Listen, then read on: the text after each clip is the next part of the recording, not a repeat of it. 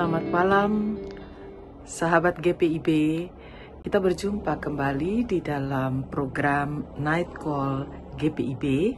Dan malam ini bersama saya, Pendeta Dina Meyer Halatu, kita akan merenungkan firman Tuhan sebelum kita mengakhiri perjalanan waktu di hari ini dan memasuki istirahat kita.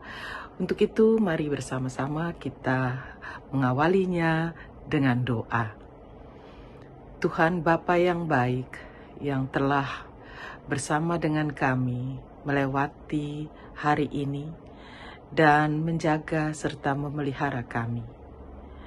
Kini kami ingin merenungkan firman-Mu, karena itu berkatilah kami, buatlah kami sungguh mengerti akan firman yang kami baca dan yang diberitakan.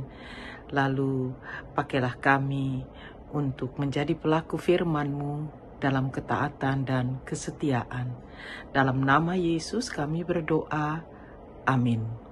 Sahabat GPIB yang diberkati Tuhan, pembacaan Alkitab untuk malam ini didasarkan pada Kitab Yesaya pasal 13 ayat 9 hingga ayatnya yang ke-22. Namun saya hanya akan membacakan satu ayat untuk kita, dan ayat-ayat yang lainnya dapat dibacakan oleh sahabat GPIB sekalian. Ayatnya yang ke-11 yang mengatakan, "Kepada dunia akan kubalaskan kejahatannya, dan kepada orang fasik kesalahan mereka. Kesombongan orang angkuh akan kuhentikan, dan kecongkakan orang lalim akan kupatahkan." Demikian firman Tuhan bagi kita. Saudara-saudara, sahabat GPIB yang diberkati oleh Tuhan, kita punya 3 hal kalau kita membaca tentang Yesaya 13.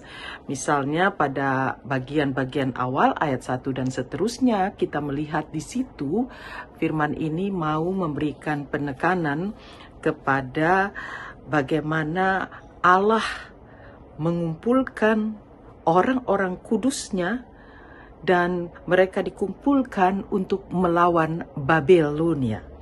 Dan apa yang digambarkan di ayat-ayat pertama itu, saudara-saudaraku, bahwa Allah sungguh-sungguh akan bertindak terhadap Babilonia. Hal yang kedua yang menjadi concern dari pasal 13 ini adalah Allah akan menghancurkan Babilonia. Dan gambaran tentang penghancuran atas Babilonia ini kita bisa baca dari ayat 9 misalnya sampai dengan ayatnya yang ke-22. Bagaimana hari Tuhan itu datang dan orang-orang Babilonia akan merasakan bagaimana kerasnya hukuman Allah atas apa yang telah mereka lakukan. Dan dengan kita membaca pada ayat 9 misalnya, sungguh hari Tuhan itu datang dengan bengis, dengan geram, dan dengan murka yang menyala-nyala. Tidak ada kekuatan lain yang akan dapat melawan kekuatan Allah. Nah, saudara-saudara, lalu perhatian kita akan tertuju pada bagian yang ketiga. Mengapa atau alasan apa sehingga Allah melakukan sebuah hukuman yang begitu keras terhadap Babilonia? Ayat yang ke-11 tadi yang menjadi bagian yang saya bacakan kepada kita, bahwa kepada dunia akan kubalaskan kejahatannya, dan kepada orang fasik kesalahan mereka. Kesombongan orang angkuh akan kuhentikan, dan kecongkakan orang lalim akan kupatahkan. Mengapa Allah melakukan semua itu? Karena kecongkakan, karena kejahatan, karena kesombongan orang-orang Babilonia. Itulah yang menjadi alasan bahwa Allah menghukum mereka. Nah, saudara-saudaraku yang terkasih, mari kita lihat ayat dari 9 sampai ayat 22, dan secara khusus kita menyoroti ayat yang ke-11, bahwa ketika Babilonia dihancurkan oleh Allah, walaupun pada saat nubuatan ini disampaikan oleh Yesaya, Babilonia belum menjadi sebuah negara superpower, karena Syria lah yang menjadi negara yang superpower pada waktu itu. Tetapi di kemudian hari, Babilonia akan muncul sebagai negara yang memiliki power yang luar biasa. Dan karena itu kita melihat bahwa nubuat itu dia punya dua sisi. Sisi yang pertama, nubuat itu akan terjadi dalam waktu yang dekat, dan itulah yang terjadi dengan Babilonia. Tapi juga akan terjadi pada waktu yang sangat panjang, sesuatu yang menjangkau jauh ke depan. Kepada bangsa-bangsa yang ada di sekitar Israel, Allah bertindak secara tegas dan dalam kurun waktu atau dalam sebuah periode yang tidak terlalu lama. Tetapi juga ditunjukkan bahwa nubuat itu berlaku pada jangka panjang ketika Babilonia kemudian muncul, dan kepada mereka Allah juga menjatuhkan hukuman. Saudara-saudaraku, sahabat GPIB yang diberkati oleh Tuhan, keangkuhan dan kesombongan yang melahirkan kejahatan-kejahatan yang lain dalam kehidupan di dunia ini, itu menjadi musuh Allah yang paling utama.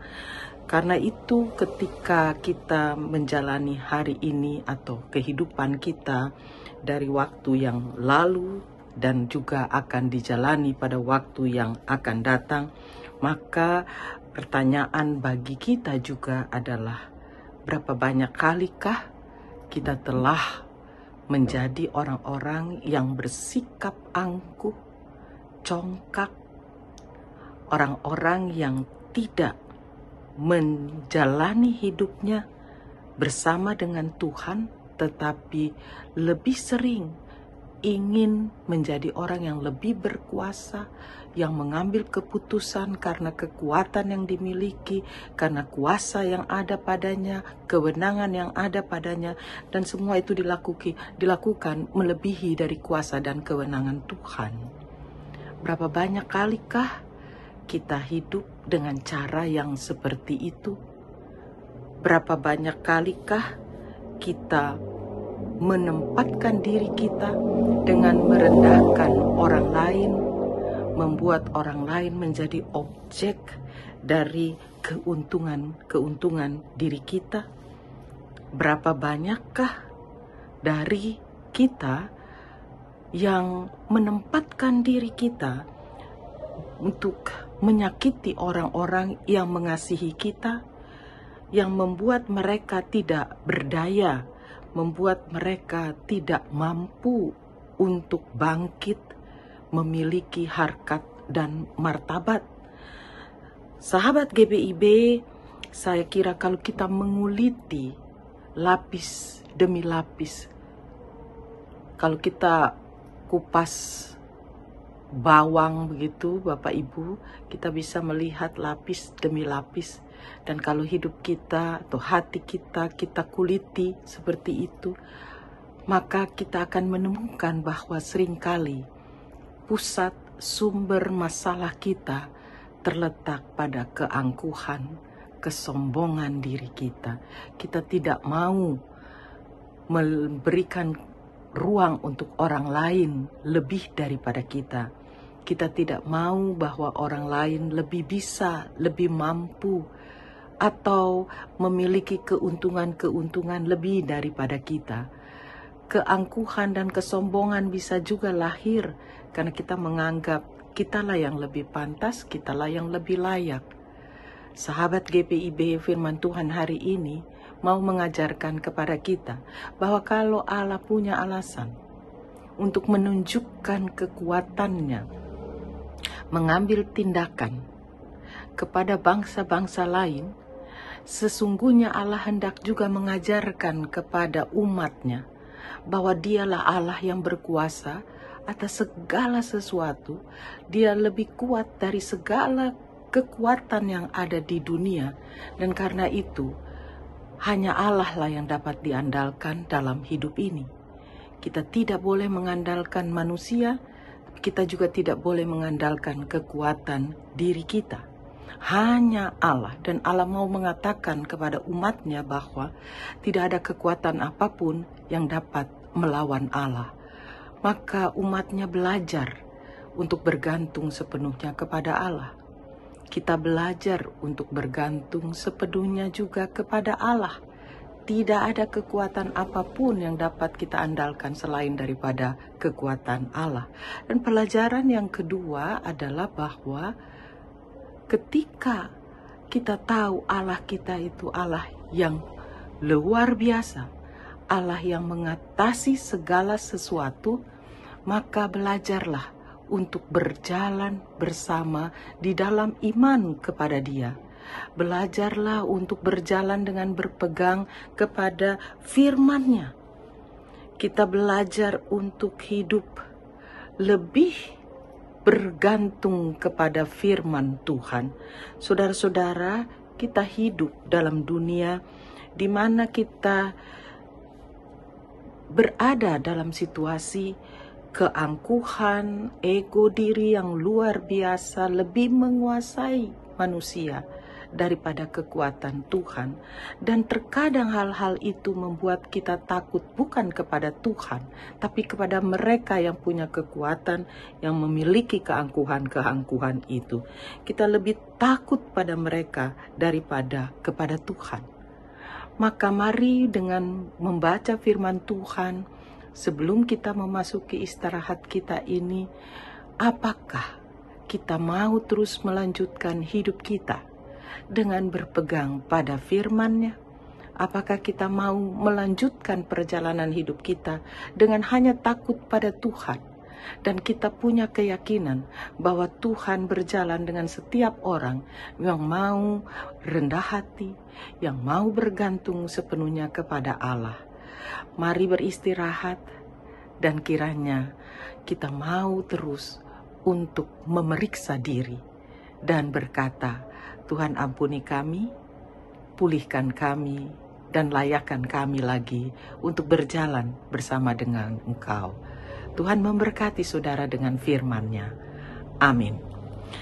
Sahabat GPIB, mari kita berdoa bersama-sama. Terima kasih ya Tuhan, ya Allah kami untuk firman-Mu. Kami sadar bahwa seringkali dalam hidup kami lebih takut pada kekuatan, kekuasaan, kesombongan di sekitar kami. Dan karena itu kami bersyukur bahwa firman Tuhan mengingatkan kami. Untuk kami berjalan dengan iman kepada Tuhan. Dan kami juga mau merendahkan hati kami sebagai orang-orang percaya. Kami tidak dikendalikan oleh keangkuhan, kecongkakan kami, tapi kami dikendalikan oleh Roh Tuhan. Terima kasih untuk seluruh berkat sepanjang hari ini yang telah kami terima. Tapi kami juga mohon ampun jika ada banyak sekali kesalahan, jika kami sadari ataupun tidak, kami telah menempatkan diri kami sebagai Tuhan dalam hidup kami. Ampuni kami ya Bapa, agar kami kembali boleh menjadi umat-Mu yang takluk pada kekuatan dan kekuasaan-Mu. Kini kami ingin beristirahat malam. Penuhi kami dengan damai dan sejahtera-Mu ya Tuhan. Buatlah kami tenang dalam istirahat kami. Pulihkanlah kami dengan kekuatan yang baru ketika Engkau izinkan untuk bangun pada hari esok. Terima kasih Tuhan untuk berkat firman-Mu. Terima kasih untuk kegembiraan di malam ini. Dalam nama Yesus kami berdoa. Amin. Sahabat GBIB, kiranya Tuhan Yesus selalu memberkati kita semua. Selamat beristirahat dan tetaplah dalam damai dan sejahtera Tuhan.